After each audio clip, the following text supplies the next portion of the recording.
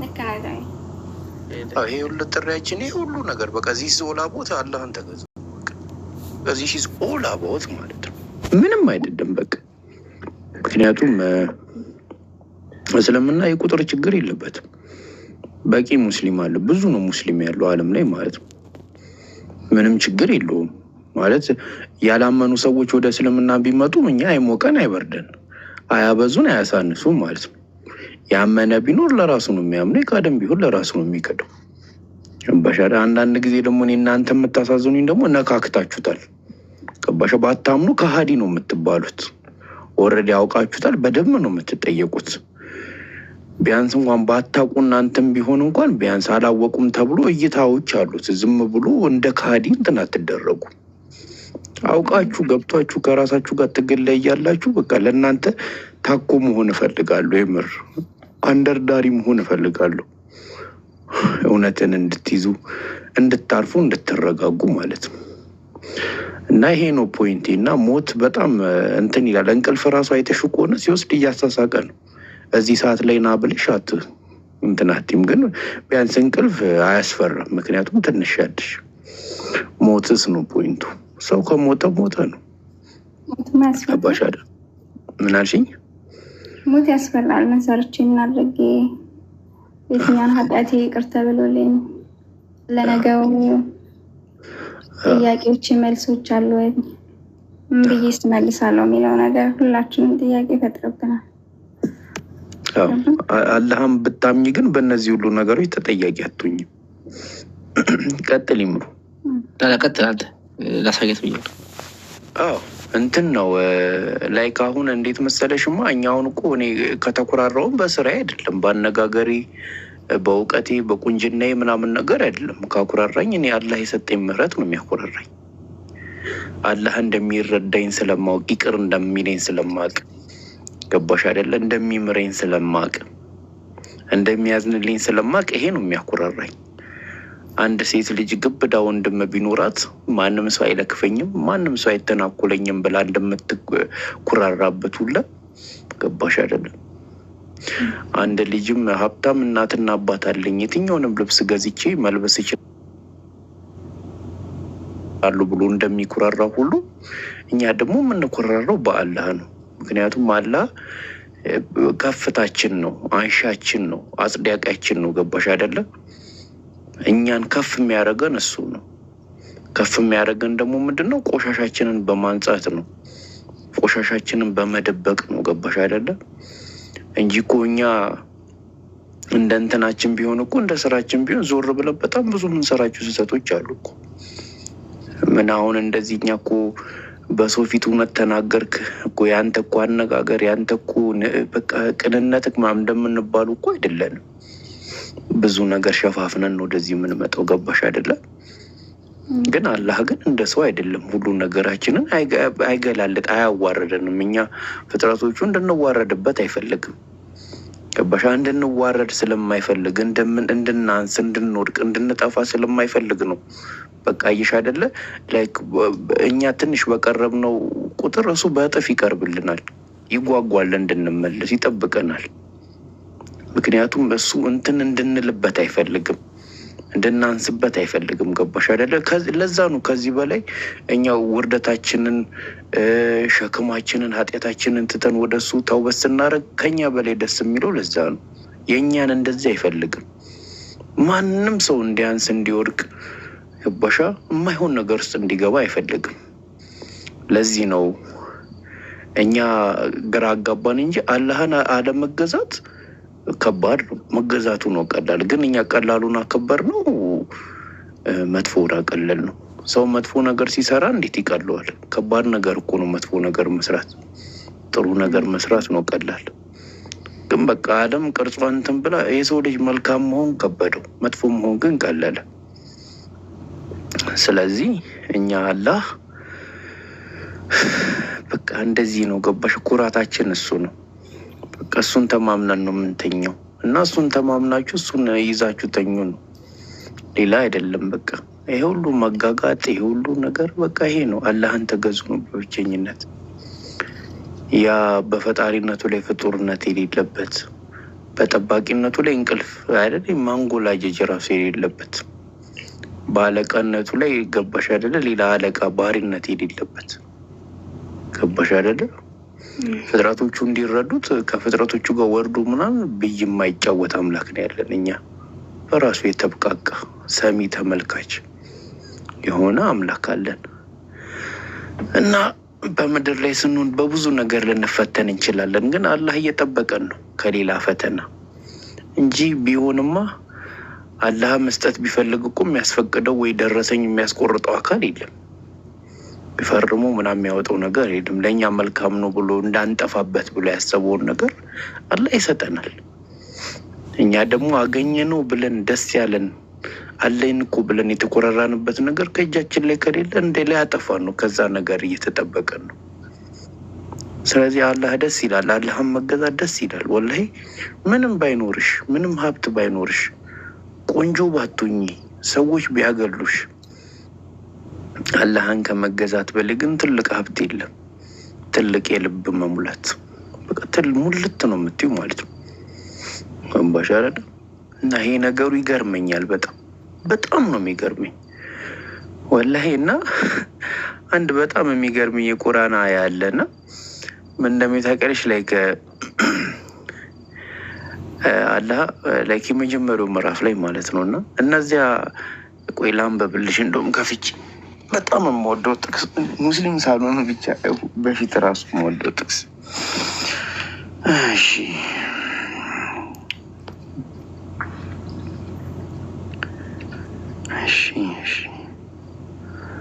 አልፋቲሃ ላይ ነው። እሺ ምዕራፍ 1 ቁጥር 7 ላይ የእነርዚያ ይላል በእነርሱ ላይ በጎ የዋልክላቸው በእነርሱ ላይ ያልተቆጣህባቸውና ያልተሳሳቱትንም ሰዎች መንገድ ምራን በሉ ይላል አለ።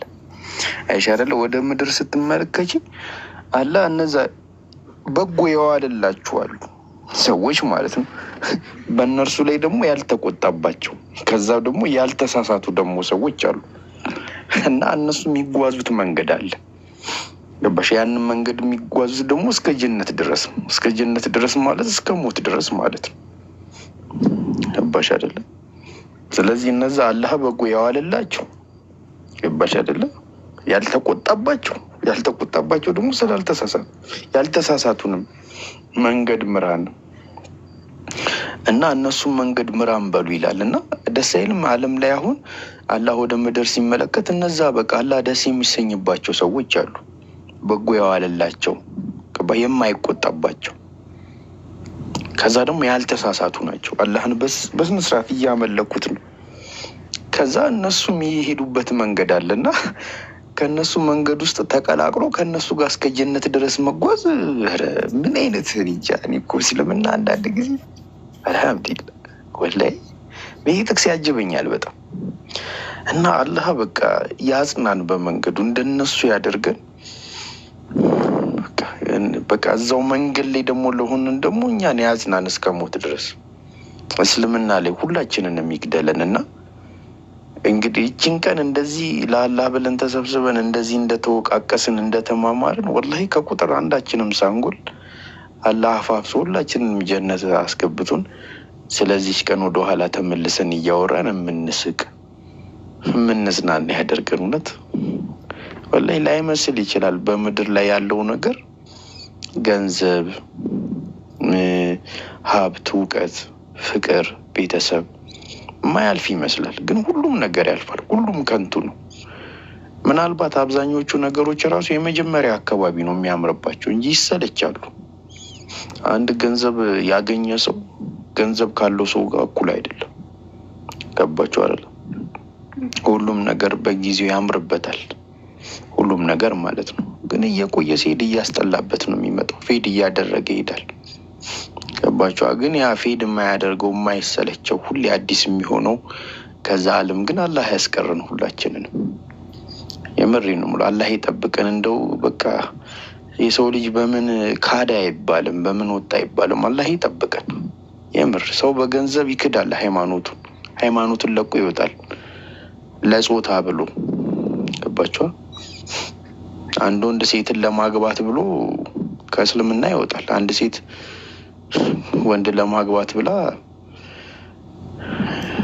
ከሃይማኖት ትወጣለች። እና የሚገርማችሁ ነገር በዚህ አጋጣሚ መቼ ለታ አንድ ልጅ በውስጥ እያወራችኝ ነበር እና በጣም በቃ ያዘንኩት ነገር የምር ማለት ነው።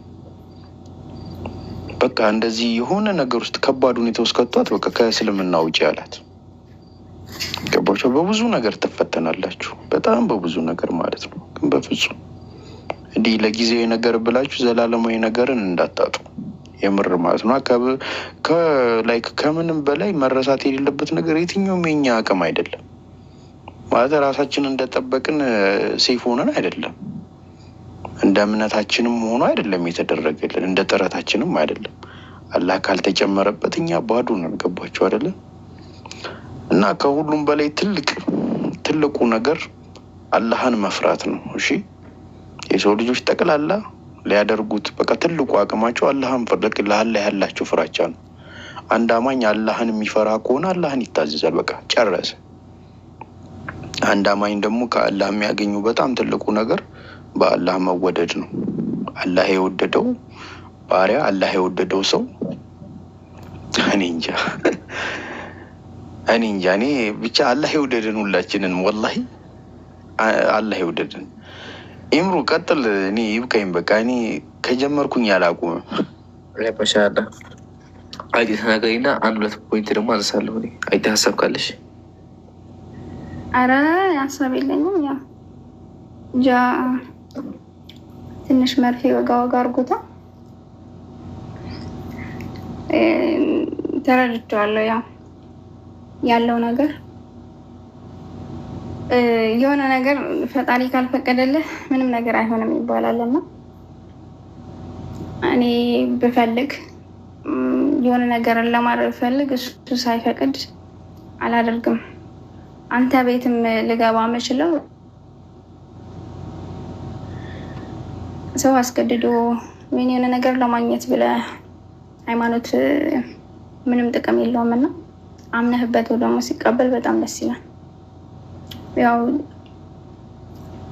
ውስጥ የገባው መድኃኒት ሁላችንም ውስጥ ይግባ እንዲገለጽልን ማለት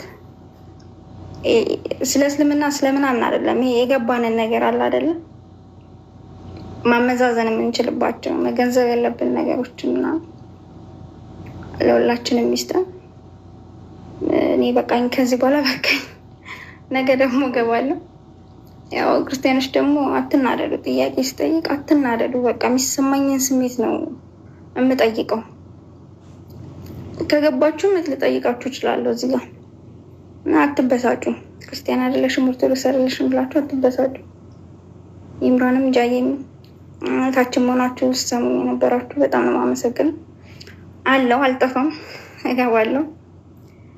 በጣም ነው የማመሰግነው ሁላችሁንም። ፈጣሪ ያክብርልኝ ሁላችሁንም። አንቺንም አላህ ሄዳ ሲዱዓ እናደርግልሻለን። ወላሂ አንዳንዴ እንደዚህ አይነት ቶፒኮች ሲነሱ በጣም ስሜታዊ ያደርጋሉ። አብሶ የቅድም ቁርአን በደንብ ላስተዋለበትና በደንብ ላየው ህይወት ቀያሪ ነገ ቀያሪ ነው እና ወገኖቻችን ክርስቲያን ወገኖቻችን ፕሊስ ፎከስ አድርጉ ላለሁ። ከአንድ ነገር ልጀምር። አንድ ታላቅ ሼክ ነበሩ፣ አጀማ እብኑ ተይሚያ ይባላሉ ረሕመቱላሂ ዐለይሂ አላህ ይዘንላቸው እና ወጥተው እስልምና ሲሰብኩ ታሰሩ እና ምን አሉ? ማዛ የፍዐሉ ቢአዕዳኢ እያሉ ጠላቶቼ ምን ያደርገኛል አሉ። እነ ሲጅኒ ኸልወቲ መታሰሪ እኮ ለእኔ ምንድን ነው? ኸልዋዬ ነው። በቃ ኢባዳ ማድረጊያ ቦታዬ ነው። ሁሉ ነገር ትቼ አምላክ የምትጨማምቅበት ቦታ ነው። ከዛ በኋላ ወነፊ ሲያሐቲ ከአገር ብባረር እንኳን ደግሞ ለእኔ በቃ አገር መቆየት ነው አሉ። ወይም ደግሞ በቃ ተፈኩር አድርግበታለሁ አሉ። ወቀትሊ ሸሃዳ እንደው ቢገሉኝ ራሱ መሞቴ ምንድን ነው? ሸሃዳ ነው አሉ። አያችሁ፣ እንደዚህ ሸሃዳ ድረስ ሞት ድረስ እርግጠኛ የሆነበት እምነት ነው እስልምና። አንድ ሰው አንድ ሙስሊም ሆኖ ምንም ነገር በቀጥሞ በአላህ ይሰብራል። ድሃ ሆኖ የሚበላው አጥ እንኳን በአላህ ይሰብራል። ነቢዩ ሰለላሁ ዐለይሂ ወሰለም ሰሃቦች የሚበሉት አጥተው ምንድን ነበር የሚያውቁት? ረሃቡ ሲጎዳቸው ምንድን ነው የሚያውቁት? ሆዳቸው ድንጋይ ያስሩ ነበረ። አይሻ አንድ ሰው ካመነበት የሚታመበት እንደዚህ አምላክ ካለው ይህን ያክል ፈተና ድረስ መቋቋም ይችላል። አልሐምዱሊላህ ዓለማቱ ጌታ ምስጋና ይገ ሙስሊሞች የሚያለን ደግሞ እንደዚህ እርግጠኛ የሆነበት አምላክ ነው ያለን። አስቡት። አንድ ሰው ሊታሰር መታሰር እኮ ነው የጦሩ ነው ቀሰሩ እንዳውም ቢል አስባችሁታል? ሊታሰር ብሎ ካሰራችሁ እኮ ኢባዳ የማደርግበት ቦታ ነው። ጠላቶቹ እንግዲህ መጽሐፍ ጽፎ እሳቸውን ለመቃወም ነው። እና በጣም የሚገርመኝ ነገር ኢብኑ ተይሚያ ረህመቱላሂ ዐለይሂ እስር ቤት ሆነው በጣም ብዙ መጽሐፎች ጽፈዋል። በጣም ብዙ መጽሐፎች አሁን ድረስ ለኡማው ጠቃሚ ሆኑ። አያቸው አይደለ? እሳቸው መታሰራቸው እንኳን ለኡማው ጠቀመ። እና ሙስሊም ምንም ነገር ቢያጋጥመው ለሱ ምንድን ነው? ለሱ ሰብር ነው። ለዛ ነቢ ስ ሰለም አንድ ሰው መቶ ናቸው አሰበቁና ላገንያ ነብዩ ሆይ ሀብታሞች እኮ በሰደቃ በለጡን አሏቸው። ነብዩ ምን አሉ? አይደለም አሉ። ድሃ አንድ ድሃ መሰበው ራሱ ለሱ አጅር አለው። ኢቭን ድሃ ሆኖ ካላት እንኳን ለሚስቱ የሚያጎርሰው ጉርሻ ለሱ ራሱ አጅር አለው። ኢቭን በሐላል መንገድ ከሚስቱ ጋር ሲተኛ ራሱ አጅር አለው። ይህን ያክል ደስ በእያንዳንዱ ተግባሩ ሙስሊም እንደዚህ 100% እርግጠኛ የሆነበት ኢቭን ደግሞ ሊሰብበት የሚችልበት ነው ያለው። ምሳሌ ነቢዩ ሰለላሁ ዐለይሂ ወሰለም እንደዚህ ተርበው እንደዚህ ተሰቃይተው ራሱ ማለት ነው። እና በጣም የሚገርም ሐዲስ አይሻ ረዲየላሁ ዐንሃ ምን አለች? በጣም የሚገርመኝ ሐዲስ አስቡ። ቢላህ አለይኩም አሽረፈል ኸልቅ ናቸው ነቢዩ ሰለላሁ ዐለይሂ ወሰለም የፍጥሩ ሁሉ ዋና ሆነው ኢቭን በዛ ሰዓት በቃ ሆነ ስልጣን እንኳን በቃ የመዲና ነው የእሳቸው እንኳን ሆነው አይሻ ምን አለች? የብነ እኽቲ ያለች የእህቴ ልጅ አለች።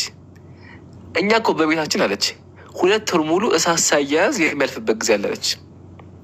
ቢላህ አለይኩም አስባችሁታል? ነብዩ ቤት 2 ወር ሙሉ እሳት አያያዝ ማለትም የሚበላ ነገር የለም።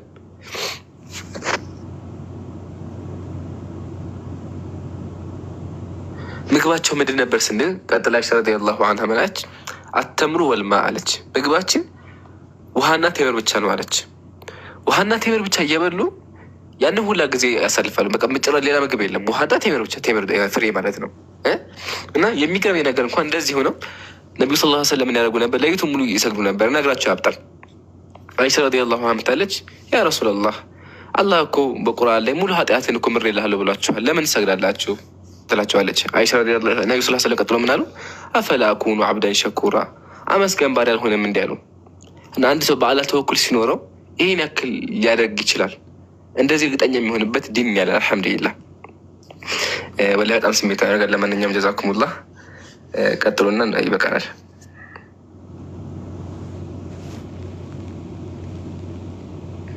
እና ወይ በቃ ላይ ኢስላም በቃ ይሄ ነው ዋናው። በቃ ዋናው እስልምና ላይክ እንትን በቃ ፒላሩ ይሄ ነው አሁን ያወራ ነው ማለት ነው። ከዛ በኋላ ይወርድና በቃ ከማህበረሰቡ ጋር ስንኖር ከጓደኞችሽ ጋር ከቤተሰቦችሽ ጋር ከተለያዩ ማህበረሰቦች ጋር ስትኖሪ ያለውን ነገር የተለያየውን ነገር ያነሳል። በቃ እስልምና ሃይማኖት